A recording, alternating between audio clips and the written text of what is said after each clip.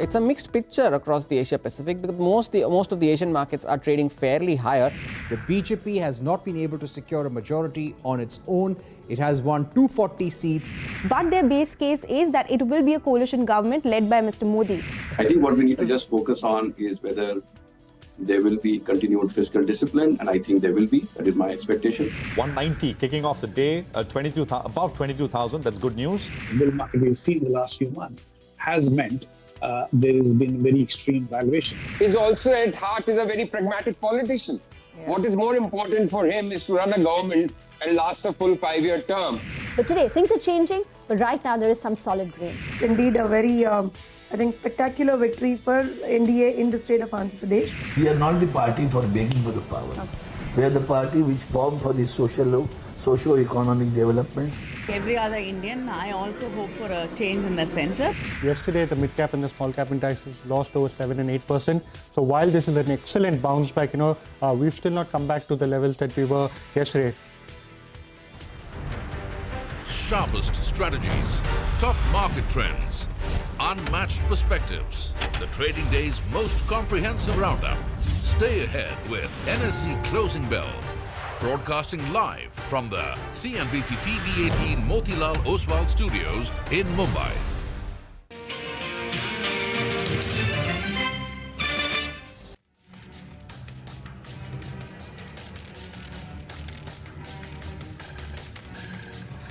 Well, that's the day so far, and markets are bouncing back and nicely. I mean, this is a much better market to report on as compared to yesterday when, of course, it was complete bloodbath. So, there's a broad pullback, and I think that is what is heartening to see. It's not just led by, a lone sector or two sectors. It's pretty much, even the PSUs are higher. They're underperforming, but they're higher, and I think that tells you the story. So lots to talk about here over the next 60 minutes. It's been a very eventful week so far. Monday, that big surge. Yesterday, the big sell-off. And today, some clawing back is what is happening. I'm Prashant. With me, my colleagues Reema, Surabhi here in the studios, and Nigel is joining us from the newsroom floor. Guys, hi, good afternoon. Hi, afternoon. And if you do the math, on Tuesday, we lost nearly 1,400 points on the Nifty. Today, we've regained 650 points on the Nifty right now. And on Monday, we had added on close to about 750 points. Net, we've neutralized, over Monday and today, we've neutralized all of yesterday's loss. And as you can see on your screen, week to date, now we're positive. So that says it all. And I think some political statements that have come through in the course of the last couple of hours, they explain the 600-point move because we've heard from the two critical allies. And both have said, of course, the TDP spokesperson in conversation with Shireen herself, stating that, they will stick with the NDA. There's no question for going back to the India alliance. So I think a lot of that chatter, that talk has put to rest the kind of confusion that we were dealing with yesterday. And the net result is the day's high on the index. In terms of what's different is, of course, the constituents of the rally, right? And we'll talk about that as we go forward. No, I mean, there is a lot of sector rotation, and I think that is absolutely clear. By the way, to that point, Reema, I just checked week to week, Friday's close to now. Yeah.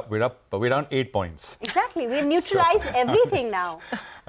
So it's quite incredible, right? I mean, you'd imagine that, but for the week, I mean, if you held, say, Nifty, and where you are now, you look at where you are now, you're basically down 8 points. Nothing. It's like nothing ever happened. And yet so much happened. We lived through it, right? So, and I think... So I have to tell the tale. It happened. Well, broad recovery, as I said, unfolding on Dalal Street. And I think that's very, very clear. Now, I mean, actually, when I came in, I was saying that we've recovered over 1/3 of what the market has lost. But we are, I think, now approaching that 700-point rally. The market basically lost 1,400 points, which basically would mean that almost 50% of the loss from yesterday, near about, once you get to that 700-point mark, gain on the Nifty, about half of those losses from yesterday are being recovered. Sector rotation is very high, and, that's showing through. So, as I said, CPSE as an index is up about 1.5%.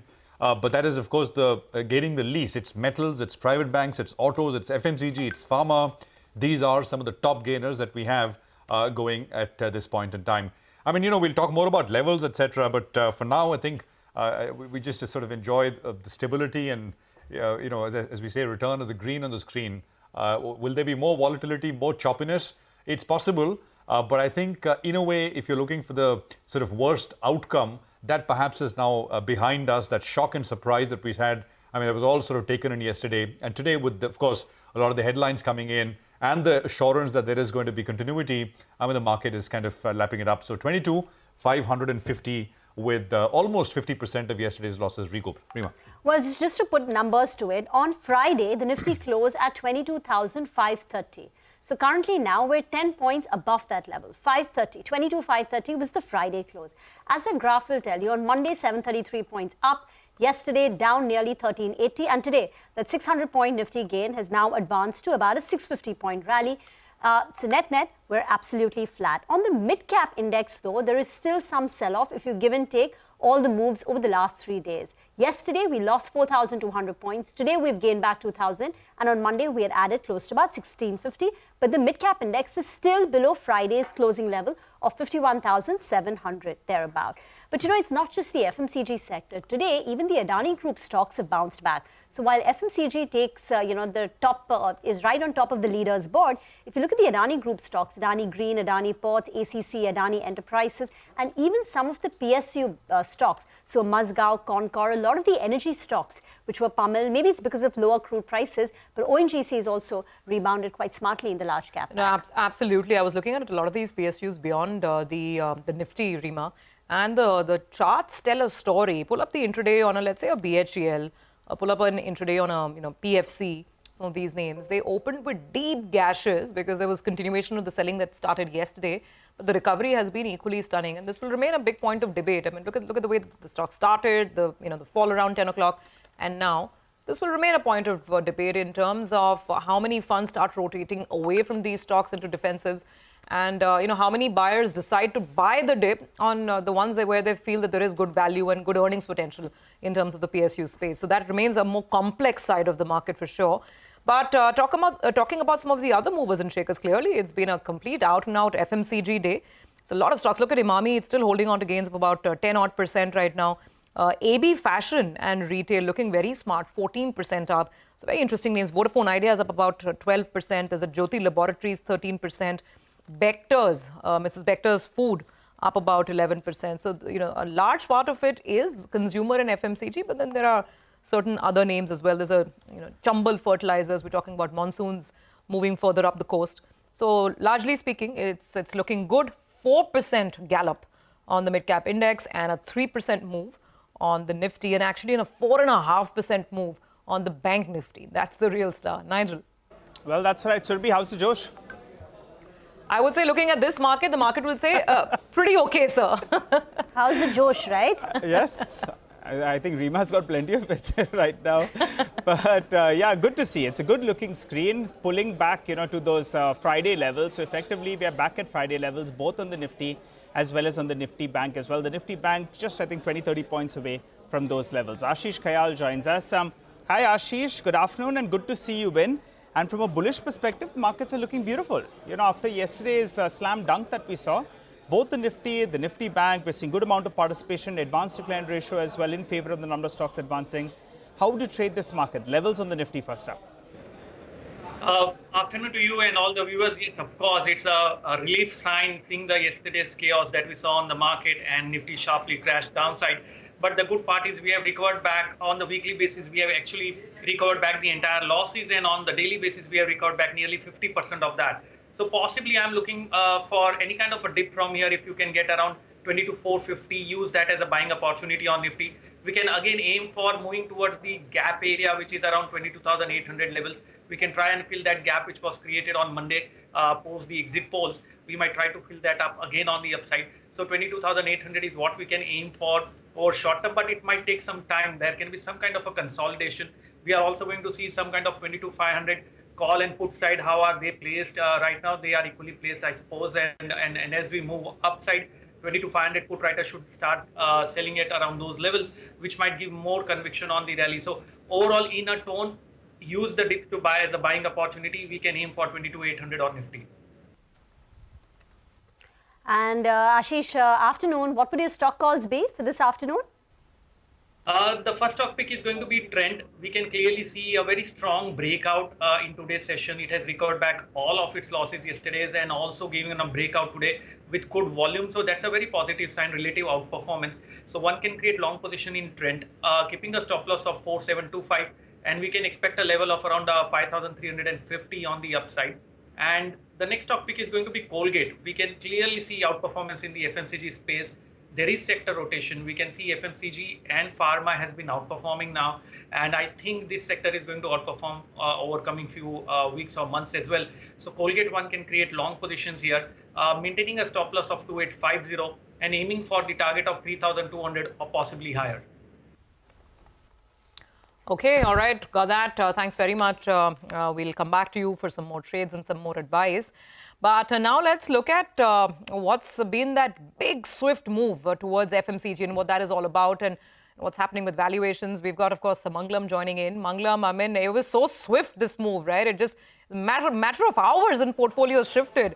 Tell us what you've made of it. Yeah, it was so swift that the market moved from defense stocks to defensive stocks. Let's put it that way, from Amrut Kal to Amrut Anjan is what the streets mood is right now. But, to be very honest, the election results and the outcome, the focus moving towards staples just actually fueled this trigger, because the fundamentals of the FMCG space were already there for a bit of a lift-off, and this one just exacerbated that, because now brokerages are looking at staples as the place to hide right now, also looking at the place where there is valuation comfort after them not having moved over the last 4 or 5 years, and also believing that maybe amidst this volatility and the new government that comes in, there would be a lot more focus on SOPs. So MK, for instance, has announced a switch from PSUs and capital goods to FMCG. Jeffries has said overweight private banks, consumer staples, auto OEMs. HDFC too includes consumer staples among the sectors where they find value. But before that as well, like I said, managements were hopeful of recovery and they were seeing green shoots of that. We saw that in the fourth quarter results and the commentary coming in, where the management of HUL, Dabur, Britannia and Marico, all of them unequivocally said that rural India is growing faster than urban India, and they expect an up move out there to continue. And as a result of which, a sector which was parched for growth for the last 2 years or so was now seeing some growth, or there were expectations of at least double-digit growth coming by. Dabur said they target high single-digit volume growth with double-digit revenue growth. Britannia said they're gunning for top-line growth in FY25. Someone as recently as Imami as well, said that they would see double-digit revenue growth with 2 to 3% price growth coming in, implying high single-digit volume growth. And Marico too is targeting double-digit revenue growth in FY25. And amidst growth, the inflation is still contained, raw material prices are still contained, companies have increased their ad spends already, so there are more margin levers. So with revenue growth, margins will be maintained, that's a big positive. And we still have urban and all the other themes that were playing out before, which is premiumization, which is continuing. Premium parts of most FMCG companies' portfolios are growing faster than the average. Club all of this with the underperformance. I mean, the last 1 year, if you look at it, the Nifty PSE, or the public sector enterprises, as an index has seen a growth of nearly 90%. We've seen the BSE cap goods index grow by around 63-65%. Compare that to the FMCG index, and this includes today's move and yesterday's move. That index is up just around 14%. That's a big underperformance. And even after a big move of 15% that we've seen in the last 2 days, HUL is still absolutely flat year on year. ITC is down 7% in the last 12 months.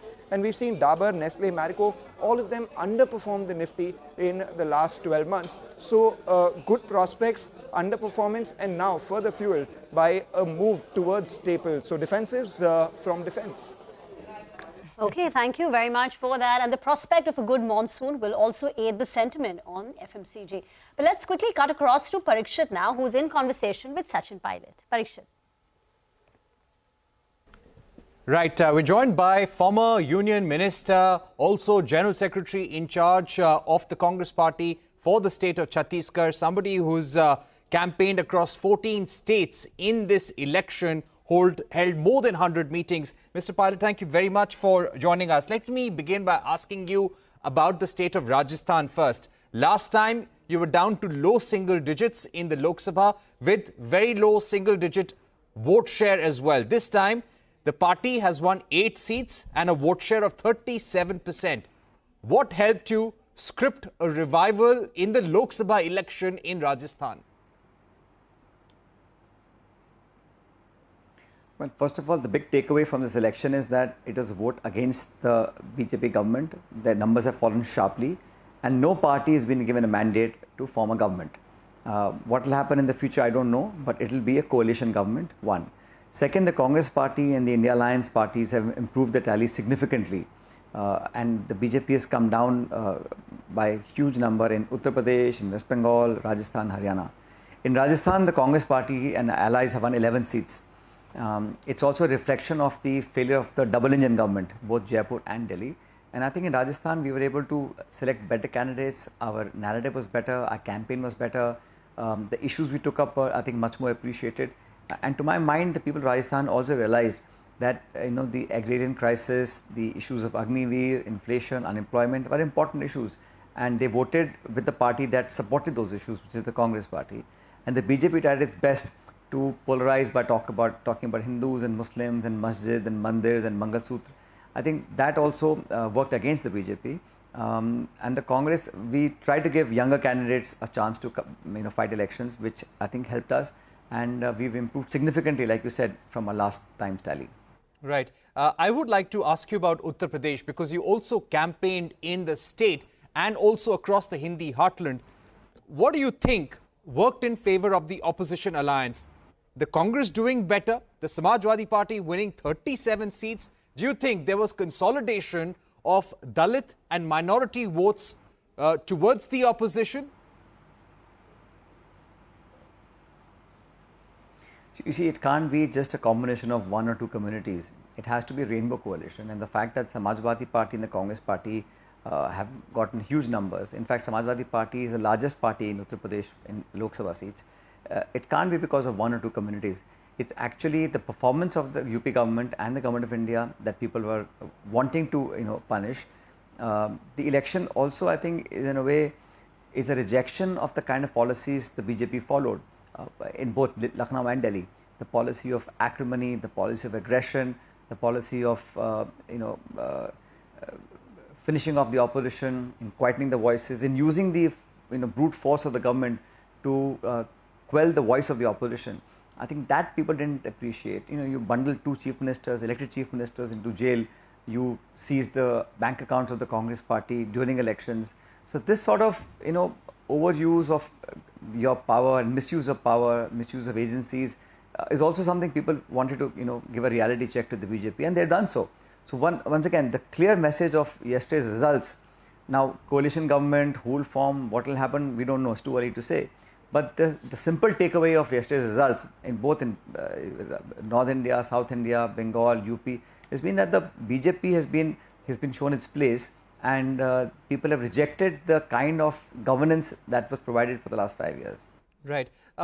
Wherever we saw the Congress up against BJP directly, for example, also in Bihar, that was a four-cornered contest, but you were not in alliance with the Aam Aadmi Party.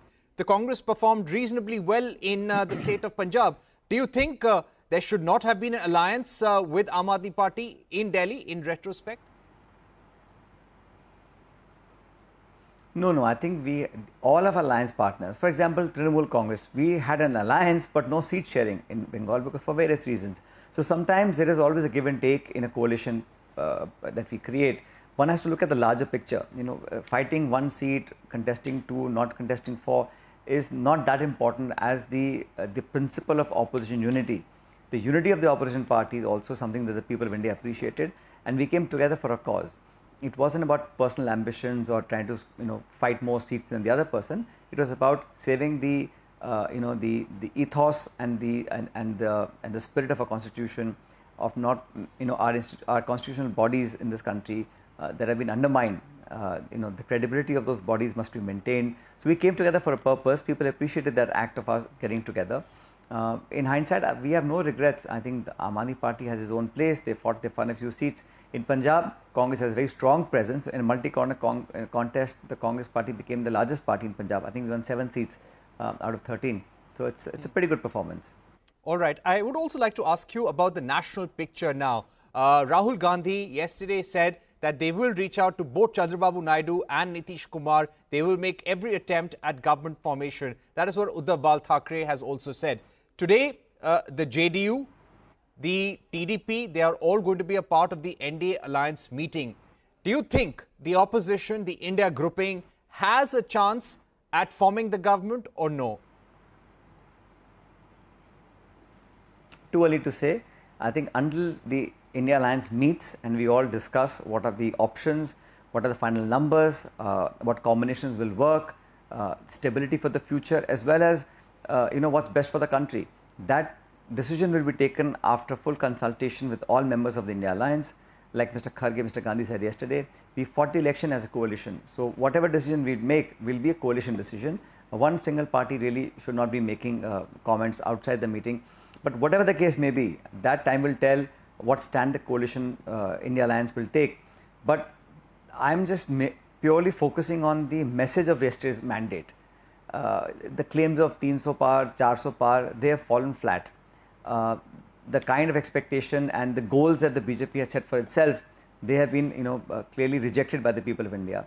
Yes, they have done well in few states, not done in a few states, but the overall, I think the shortfall of numbers, the rejection of the kind of politics practiced by the BJP and the kind of mandate that the Congress India Alliance have gotten is a clear political message for those in power that this is not your election, you have not been given a mandate to form a government, so take a step back, introspect and see what went wrong, and that's how it should be in the spirit of democratic processes and electoral spirit. We have to look and understand what the messaging of the voter is. That's far more important. Right. But Mr. Pilot, looking at the political situation right now and the numbers as it stands, we just spoke to a former colleague of yours who left the Congress and joined the JDU, Mr. Ashok Chaudhary, and he said, considering our importance in the country and in the NDA alliance, we should be given due respect and a larger number of cabinet portfolios. Now, considering the sensitive political situation we're in, we're hearing that the BJP, the NDA may go in for a swearing-in ceremony by the end of this week. Even if that happens, do you think the numbers would actually be tested on the floor of the House? Things will not be very crystal clear for a few weeks? You're moving far too quickly. Parikshit, you're putting the cart before the horse. We are now moving to the realm of speculation. What will happen? We don't know. Let the meetings take place.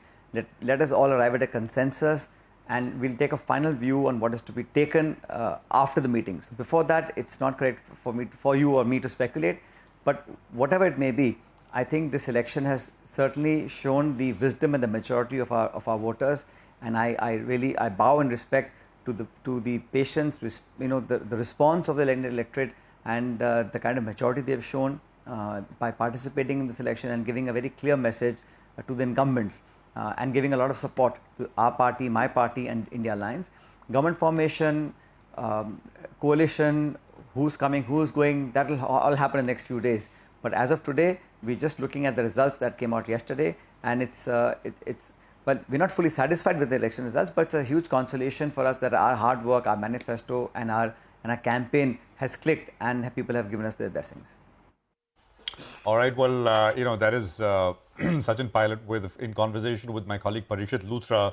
Again, it goes back to that meeting, that India Alliance meeting, which is happening later today, after which, leader after leader basically said from that alliance that they'll decide what to do next. So that is what's coming through on the political front. Markets, of course, are surging. We've got 750 points now on the index. Prakash Dewan is with us, and so is Rohit Srivastava of India Charts. Gentlemen, good afternoon. Good to have both of you here. Rohit, if I can start by sort of coming to you first. So, big damage yesterday, big recovery today, and we were just chatting. Friday to now, actually we're now up about 40 points. Friday to the current market price. So it's decent. Actually, it's Monday and yesterday, you can almost, I don't know if you can kind of describe it as a head fake, but that basically is what it's turned out to be. What's your sense? What's the trajectory from here likely? And just your thoughts. Go on. I wouldn't call it a head fake. All these moves are happening on some extreme sentimental behavior that has got created. A lot of it got created by the entire flow that, you're going to get a win in one direction. So markets were rallying for several months. And then somewhere doubts emerged and you had a huge short positioning that developed ahead of the election results. which caused many spikes on the upside, as in when you got positive news, and then when the news is not so positive, I'll not say it's negative because it's not, you got a downward spike, right? So this volatility is just being created by positioning. Even the sell-off yesterday also got triggered because a lot of people on Monday ended up, especially the short-term traders, those who are on margin, ended up buying a lot, expecting that this was a runaway move, and then it resulted in a lot of margin calls. So that is the nutshell what has happened. But you put it in perspective, the overall trend of the market has not been damaged by whatever has happened in 2 days. Like you said, if we go to a weekly chart and all this up and down moves are just highs and lows, eventually you end up closing in the same range which you were for so many weeks. So then it tells you that, okay, you went nowhere. You still need a breakout of this, to move ahead. So we'll continue to look for that. In the short term, though, the VIX is very, very high. So I sense that somewhere markets do need to consolidate some more. I don't think they can just run away one way. I think a large part of today's bounce is that short covering again because there was extreme selling yesterday. And so again, you have, buying causing a bounce. Is it a complete reversal? No, but the lows might be made. So I would expect first some consolidation here. For example, you retraced almost 66% of the 2-day fall from the high to low, which is at around 22,645. So somewhere in this range, sense you can get some selling again, to close out some of those losses that have still happened in the PSU space. If not, also you need the VIX to really come down because you usually don't get sustained rallies, at a 30, 20 kind of VIX, the kind of levels we are at. I think VIX will eventually come and settle back at around 15. So I would give markets a few days to consolidate, but eventually head higher. That is how I'm thinking about it. That means the trend is up. It's just that the volatility needs to cool down. You don't really get, you can't keep going on 500 points every day, which is not the normal behavior of the market. So that is something people should not anticipate, especially short-term traders should not anticipate that tomorrow will be another 500, 700 point day. That is not going to happen. But you will eventually head higher. So it is a buy the dip market still. And you'll have to make sectoral shifts in terms of where you want to be so that you avoid being in the wrong places. Rohit, hi, afternoon. I think you partially answered that question because you pull up the 1-year chart of the Nifty and that tells you all the up and down and the buying and the selling, and then yes, we've had this major move in mid caps, etc. At the aggregate index level, index is up 4-5%. I mean, not even 5. I think 4% for the year. The bulk of this 21% move that happened actually last year, calendar year. We've not done much. So considering, if I could call it, continuing a slightly upward consolidation from here onwards, now I'm asking you actually for a 6-month view, not an immediate view. I mean, let's say by the end of this year, are you expecting the possibility of, that up move, a bigger up move continuing? Or do you think this is going to be more of a ranging market where you're better off putting money in individual stocks to work rather than expecting index level pop? What would you say over here? So I don't know whether I should give you a level or I should give you the thesis first. Both. So I'll start with the thesis. Okay, the thesis is this election is over. We have a party that is going to form the government, and that means you're getting continuity and stability both. It doesn't matter that it is a coalition or not. That doesn't really change the growth perspective, and that we've seen in the 2004 episode. So that doesn't need to be relived. So such panic scenarios end up therefore being opportunities to buy at certain levels. It also relieves some of the overbought status of some of the individual stocks and sectors. Now, how does it move forward from here? So one thing is, okay, you got stable government, that's out of the way. Earnings growth was already there. There is some slowing in earnings growth. I think the key trigger there is going to be interest rates. I think interest rates in India are going to come down a lot, not just a bit. The bond yield, which was already below 7%, till day before, did spike up yesterday. I think once it gets back on track in line with what global bond markets are already indicating, you will see bond yields in India go probably even sub 6% again. So I think interest rates are going to get cut at some point of time, hopefully sooner than later, because the government has become fiscally prudent in the last year, as you saw in the last budget. So basically, broadly, I'm saying interest rates get cut, interest rate sensitives pick up. That creates the funding environment required for your capex cycle, infra cycle, which a lot of fund managers have been talking about. So that whole scenario gets created once you get rates down and you have a stable government. So what are we really looking at then? Then we are looking at a market that can move up much higher, equally to what the type of rallies we've seen last year. And that can set us up for 25,000-26,000 Nifty by the year end. So that is what I'm thinking. If the rate cycle kicks in, the government already there, heading to 26,000 by year end should not be difficult. Okay, so 26,000 by year end. I guess, guys, that's what I was trying to understand. That contrary to all the gloom and doom that was playing out yesterday, could we actually be in for a much stronger second half than what we've seen so far this calendar year?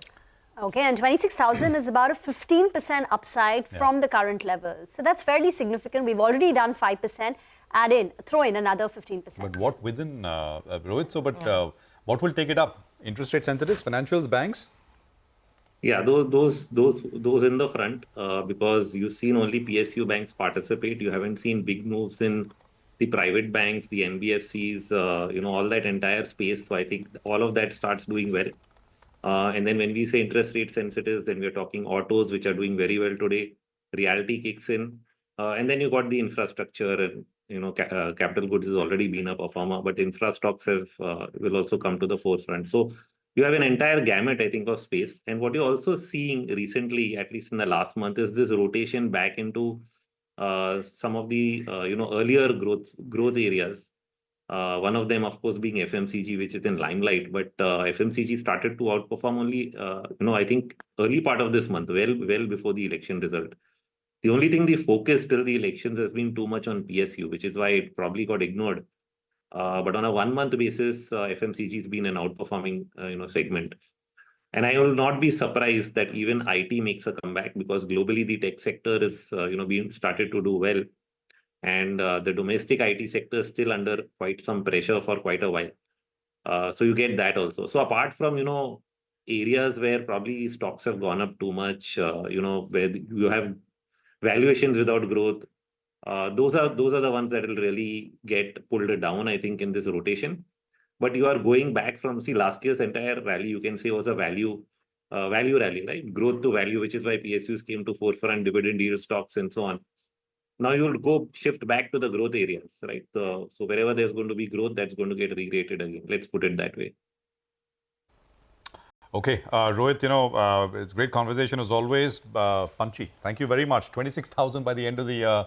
That's over a 15% move up that Rohit is expecting, led by largely interest rates, financials, real estate. Metals is a space that Rohit likes very much as well. Thank you for joining us. We'll take a quick commercial break here. Prakash Diwan will be with us. We'll also have Jigar Mistry of Buoyant Capital join us on the other side. Stay tuned.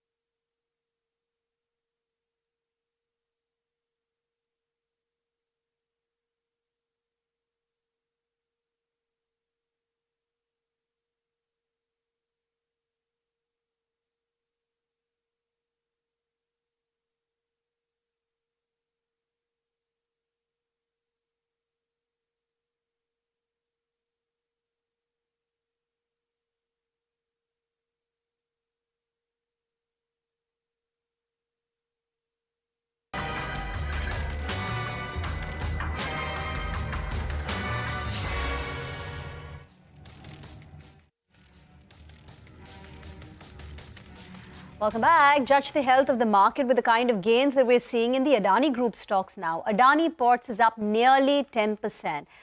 Look at that stock go. Adani Green is up more than 10%, 11% gain on that. Ambuja Cement, ACC are moving up with a 7.5% up move.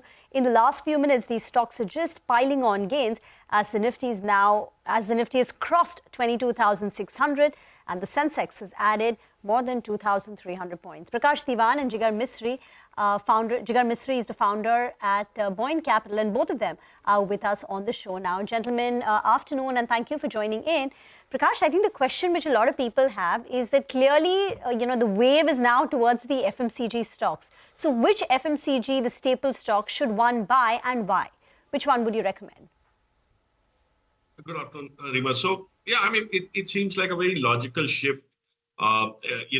Couple of things that have led to this sudden love being found for FMCG stocks.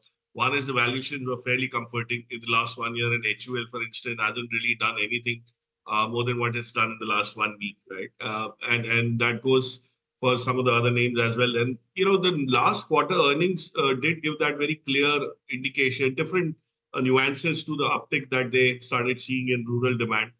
And if a monsoon is something which you are pricing in, a regular monsoon is what you're pricing in.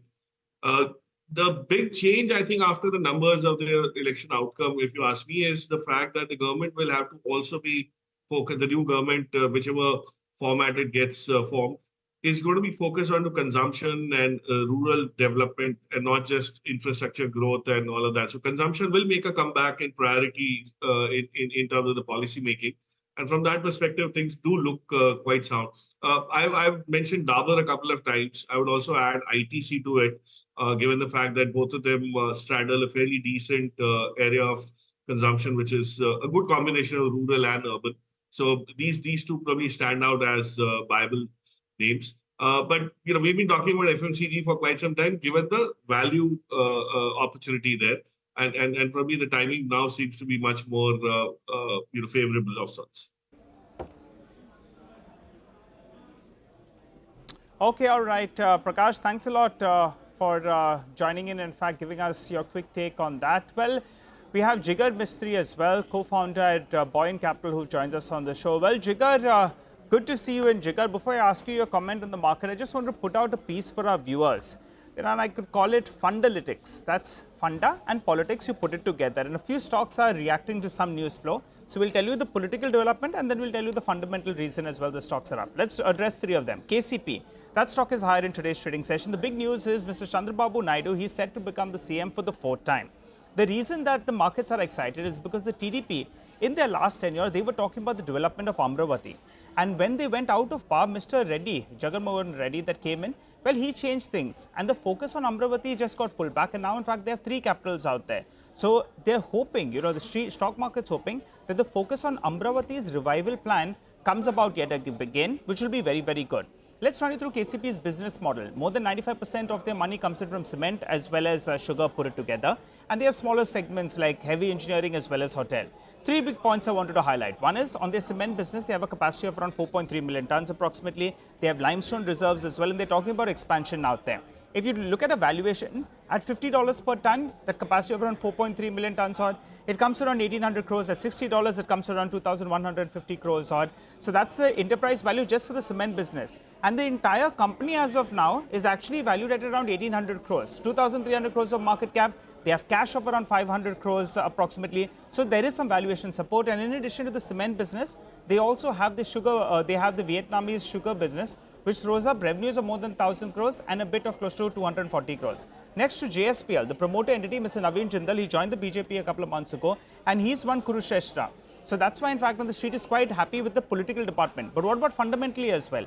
The crude capacity is set to go up by close to around 65%. They have lined up a big capex of close to around 30,000 crores odd, and they're saying that they'll keep the debt in check. So the market likes that. And they're also focusing on pushing margins higher by value-added products, the slurry pipe they've spoken about, as well as the captive coal mines. So explains why JSPL actually is booming away. It's up close to around 5% as we speak. And the third stock we're looking at is Impa. That stock is up more than 10%. Mr. Jay Panda of the BJP, he won a seat in Odisha. So that's come back to him. And in fact, Mr. Subrakant Panda is the promoter of IMFA. They are brothers. The brother who won the political seat has no relation with regard to no involvement in the business. But since he's a brother, that's why in fact some kind of political rub-off is there. But fundamentally as well, things are looking up for IMFA. And three big reasons. They're expanding their capacity by close to around 40%. The chrome ore prices are firm. And the third factor is they're awaiting close to 220 crores of compensation for their coal blocks. So put this together, just thought we'll highlight the fundamental and the political reasons that these stocks are flying away in today's trading session. Jigar, a few of these stocks, well, you would have tracked them in the past many years because, at one point of time, your core beat was cement as well as metals. Any view on any three of them? No, Nigel, sorry. None of them are in sort of the coverage radar or ownership for us as we speak. But you would like to comment on, either the metal space, you have tracked that closely. Do you think they've run ahead of themselves? The street believes that maybe they are in for a re-rating because India has a bigger role to play, particularly on the ferrous side. Your take? Right, Nigel. So as we sort of used to discuss back in the day, prices per se, other than longs, don't really are not really driven by what happens in India as much as what happens in China, the entire EXIM trade. So essentially, as a sort of theme, it does make sense because eventually you are going to de-dollarize at whatever fast or a slower pace. And therefore, all mechanisms for that, be it sort of crypto, gold, commodities, real estate, they all relative to the fiat will improve. And therefore, some ownership of, commodities is important. We have a small ownership for some metals companies in the fund. But other than that, I think it is reasonably stock specific and sort of ferrous or non-ferrous is a relative take on that.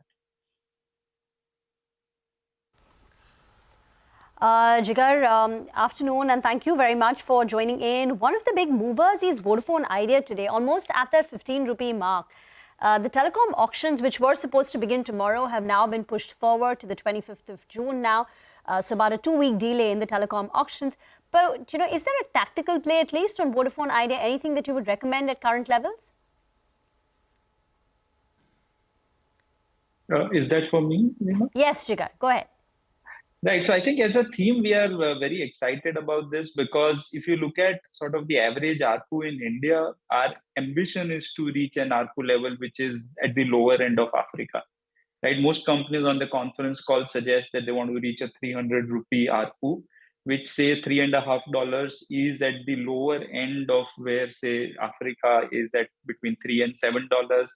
China is between 7 and 11, Europe is 10 plus, US is 30 plus, right? So obviously that stands to reason because essentially you are likely to see a scenario where the entire data ecosystem depends on the cheap data rate. And therefore we'll never run away with the kind of price hikes, but some hike, given that it's only a 3-player market, is now evident. So as a theme, Vodafone or Indus or Bharti makes, at least to us, a lot of sense. We have a reasonably large allocation to this theme in the fund. Okay, that's so the telecom names, which are on the green side of the screen, as is the bulk of the market really, 760 points up. Prakash, so what did you do in the roller coaster? What did you buy on Monday or maybe, I don't know, yesterday? What did you buy yesterday? No, so Sarvi, I think the market's given a wonderful opportunity or more than anything as a reality check on how stretched valuation in some of the favored, sectors was, whether it was defense, whether it was railways. And, the opportunity to buy, I would believe, will continue to be even better and stronger now that the PE contraction has happened. So we've gone ahead and added to, the usual names, Gas Authority of India, Canara Bank on the PSU bank side, a name like Dredging Corporation of India. I mean, I don't see any reason why some of these names will change their business trajectories and growth opportunities that exist. So, like Dredging Corporation had numbers just before the exit polls, and there was a one-off this time, which probably led to a little bit of a mismatch in the P&L. And that's something whereas they've committed to 1,800 crores plus kind of revenue for this current year. And they could start getting back into a very different position. So you have opportunities. I'll tell you interestingly, if somebody were traveling or out of range or off the grid, as they call it, for the last 2 days and come back, the market looks like very normal, except that the valuations have become more reasonable, right? I mean, the index is exactly where you left it on Friday. When you come back today, and there's if you didn't know what happened in these 2 days, you would continue life as usual, and of course at better valuations most of the inflated names. No, I take your point, Prakash, and I think the only guesswork that's going on right now is whether one should expect that Modi 3.0 will come back and not have such a thrust on defense or on shipyards, or will they take their foot off the pedal on Atmanirbhar? I mean, a little hard to say that sitting here right now, but maybe it's a little unlikely to expect a complete shift in focus. So just let me ask you a follow-up. In that case, you said dredging, Canara Bank. Anything else in PSUs where you still find value or where you'll add more, as we look at lower valuations? Gas Authority of India is the other one that I mentioned. We also love the way the OMCs are set up at this point in time. Most of them... Sorry. Go on. Finish that point, Prakash. Yeah, so, the other pocket that I spoke about when we briefly chatted on Sunday was, some of these OMCs, given the global setup on crude and the valuation comfort that you have, are available at mid-single digit P multiples. And there's so much of optionality that's attached to it in terms of either hydrogen or mobility and stuff like that. So, I don't think any new government in any context is going to be able to derail some of these things that have been unleashed. So you're right, defense will continue, railways will continue, but it's a question of the focus will now shift to valuation rather than just a narrative. So from that perspective, anything that's not overpriced happens to be a PSU, doesn't matter, but it sits in that space like Gas Authority of India, as I mentioned. I don't see any reason why it doesn't continue to grow from here on the way it was expected before, let's say, 1st of June. So those are stories that you should stick to. Be a bit disciplined, don't get carried away. That's the whole idea. Just a quick last one, if I can slip in a question. Jigar, did you tell us? Have you already told us the top 3 buys? Right, Prashant. So I think, I'm having a slightly difficult time believing this whole FMCG story the way it's playing out. Right? Yeah. Basically, at the core, people don't change. Like, remember, go back to the Vajpayee era. The FRBM Act was sort of, as a bill, it was promulgated during Vajpayee era. It became an act when it was Vajpayee era. Very painstakingly, they have, put India on the right glide path of your fiscal consolidation. Now, just because, they didn't get a full majority. I completely agree. I completely agree. I'm sorry, I'm pushing you because they're pushing me because we have to take a break. Let me ask you this. So, I agree with you. In the morning, I was saying FMCG financials. And what exactly? Yes. I remember you like... Okay, large financials, not microfinance companies. Credit access is up 10-11%. You got a PNB housing, which is up 7-8%. Or is it just stick with the top banks? Large banks and housing finance companies, Prashant. Large banks and housing finance companies. And you want to name names? Top LIC Housing, Aavas, sort of all of those. I think in this budget, we sort of do a deep dive into the housing financials and improvements thereon. All right, fair enough. Gentlemen, we'll have you guys back. Prakash, apologies, shorter chat today. Jigar, shorter chat, but just out of time. Thank you very much for joining in with your perspective. Really appreciate it here on CNBC. We're up about, 723 points, which means the Nifty is at about 22,600 plus. Time for a quick break. Time for our segment, D Street Chatter. Nimesh is joining us now with what he's picking up in terms of what's happening in dealing groups. Nimesh, over to you.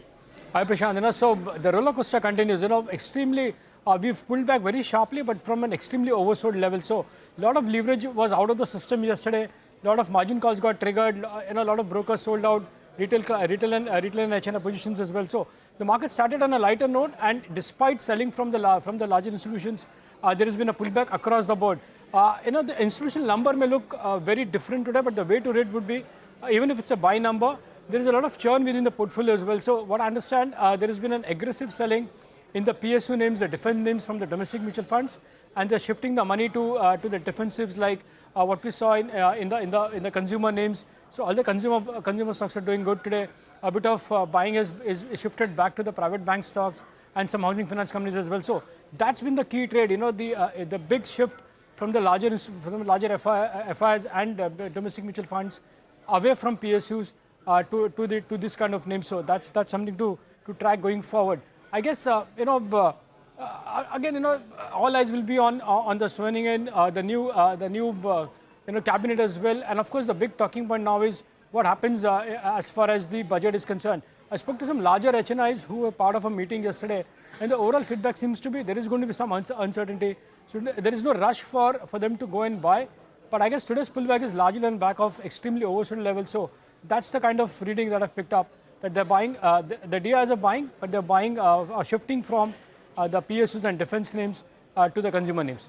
All right, Nimesh, what about individual stocks? What are you picking up? So, Nigel, as I said, there is selling in the defense names. So, the first couple of stocks are BEL and Concor. Well, the stocks have sharply recovered from the day's low. But from a flow perspective, I understand there are very strong sell flows from the domestic mutual fund. So, the data, I mean, especially the delivery stats, could be quite interesting there. The second name is HUL. We've been talking about the entire consumer names, but Lever stands out largely on back of strong buying. So, after a 5% move yesterday, another 4-5% move, and that's backed by FI buying. And coincidentally, there was a Jeffries upgrade as well today. That has also helped the sentiment as far as Lever is concerned. The third name is Aditya Birla AMC. It's kind of a forgotten stock, not many track as well. But I understand, the HNI interest seems to be back. Some larger HNIs have started buying in the last couple of days, and that's the reason why in last 2 days the stock is up almost 20%. And the last is Castrol. Again, not a big mover in today's market, but I understand there is small buying at a leading FI desk in Castrol, and that's the reason why even that is buzzing 4% in today's market. Nimesh, thank you very much for that interesting list as always. Need to get into a very short break. We'll come back with more. Stay tuned.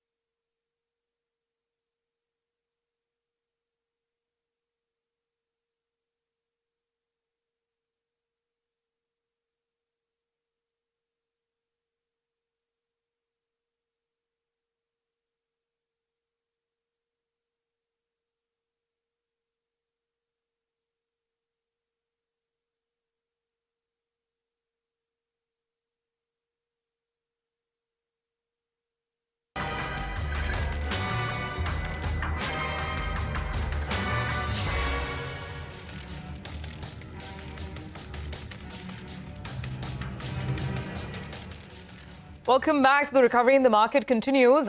Before we get to the next set of stocks, let's get you some snippets coming in from a very interesting conversation that our colleague Danish had with the management at SpiceJet. Hope that ATF will finally be taken under GST. That is what SpiceJet MD Ajay Singh told Danish. Just a while back, they were discussing, the expectations from the new government and, of course, what lies ahead for the aviation sector. Listen in. I think this new government will focus on economic growth, and a large component of economic growth is aviation growth. So I'm very confident that they will work to ensure that the aviation sector grows rapidly, that the regulatory issues that the sector has faced for so many years, those are addressed as quickly as possible, and that India becomes a leading aviation power in the world. Right. So as far as the taxation on the aviation sector is concerned, what are your views on that? What's the government really do so that the entire environment for domestic airlines is much positive? I think it's a very unfair situation that the aviation sector faces, that your largest input has a very high incidence of tax, and that there is no input tax credit for that input.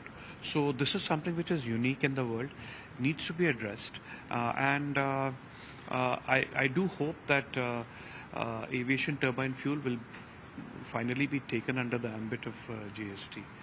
And if that can happen, this is a structural reform which has been needed for a very long time, and hopefully the new government will address this.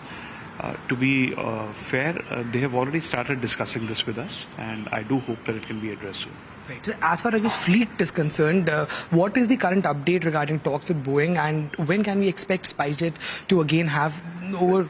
We continue to talk with the OEMs to restore the delivery of aircraft from our fleet of, our order of 200 aircraft.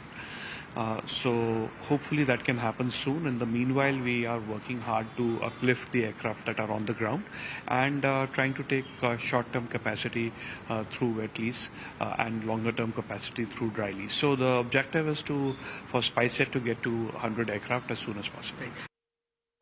Okay, well, that's Ajay Singh. SpiceJet markets up 700 points. We have to take a very quick commercial break, but we'll be back exactly in 60 seconds. Stay with us.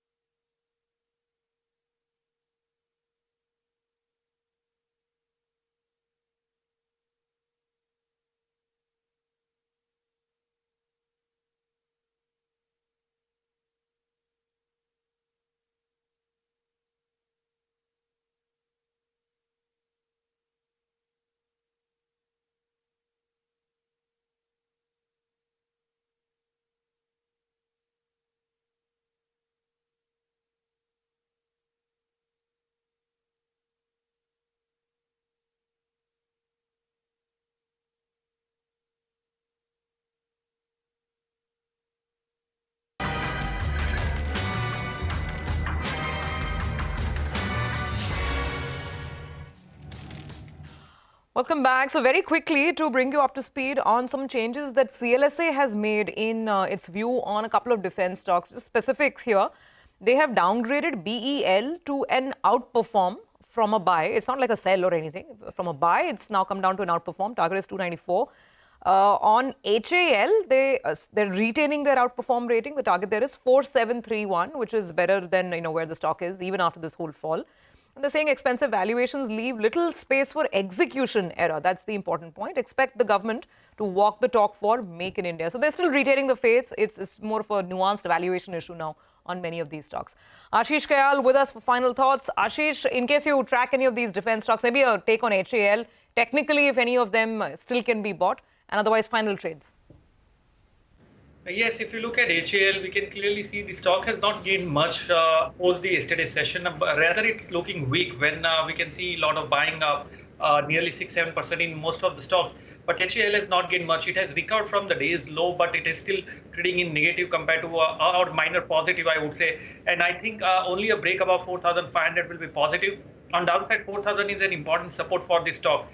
And the pick for me is going to be TVS Motors. We can clearly see very strong up move in the stock in today's session. It's touching that nearly 52 weeks high, and we can see the up move is along with good volumes. So any dip over here in TVS Motors around 2,320 can be a good buying opportunity. We can expect a target of 2,500 on the upside, and on the downside one can maintain a stop loss of around 2270. And the next share is going to be next stock is Lupin. We can clearly see very strong recovery in the pharma space, and Lupin looks promising.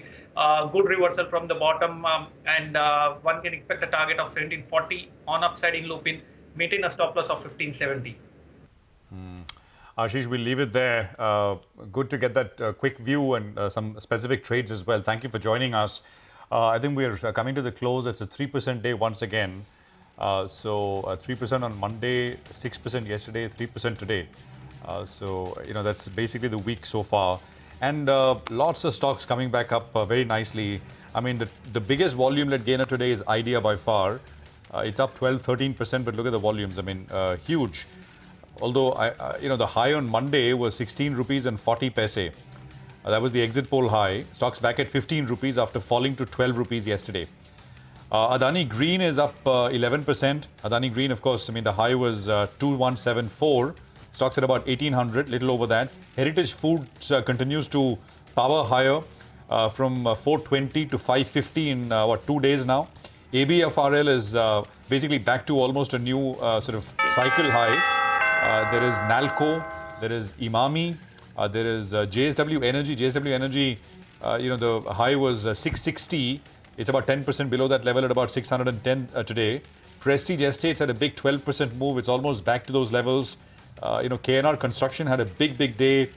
Jyoti Laboratories, Vector Foods, Chambal Fertilizer, BKG, Credit Access coming out of the slump with an 11% pop. So lots of stuff happening. And, I barely scratched the surface of big volume-led gainers like yesterday, like the day before. It's a really big volume day once again today, guys. Well, so, the best performing sectoral index, surprisingly, is not FMCG. FMCG ends with a gain of 4.3%, but it closed 2% off the session high. So in the second half of the trading session, some profits were being booked. The best performing sector today was the metal index with a 5.5% rally, and private banks participated, while the Nifty banking index also outperformed with a 4% gain. The private banking index was up close to about 5%, with IndusInd Bank, Kotak Mahindra Bank, ICICI Bank, and HDFC Bank participating on the way up. Just two losers, and that too, you could call them flat, right? But L&T and BPCL had their final tick in the red. And L&T recovered a 5% opening cut, and it's ending flat. So there was quite some recovery there as well. On the mid-cap screen, things looking good. 4% up on the mid-cap index. A lot of recovery in the Adani Group stocks, of course. So Adani Green was up about 11%. A lot of the other names, Adani Power, also managed to close along the flat line. Look at some other movers and shakers. Gainers included a Vodafone Idea, 13%, Prestige Estates, 13%. Of course, Imami was one of the big movers in the FMCG basket, so 10-11% up over there. Jyoti Laboratories, 13%. Even the non-FMCG consumer names like a BKG, like a Honasa, Vectors, all of these stocks, basically anything consumption related, was up and about today. So very strong moves coming in. AB Fashion and Retail, 15% higher. Amara Raja, 12% higher. So all in all, a pretty good day for the mid-cap market. Just a word on the PSUs. Some of the metal names have actually done better. Nalco, 11%, Hindustan Copper, SAIL. These were stocks that were on the upside. Some of the others like NBCC, still nursing losses. Well, with that, it's curtains on this edition of Closing Bell. Another day of a lot of volatility comes to an end, but an end which is about 700 points up on the Nifty. Thank you for being with us. Markets Forward will take the action ahead.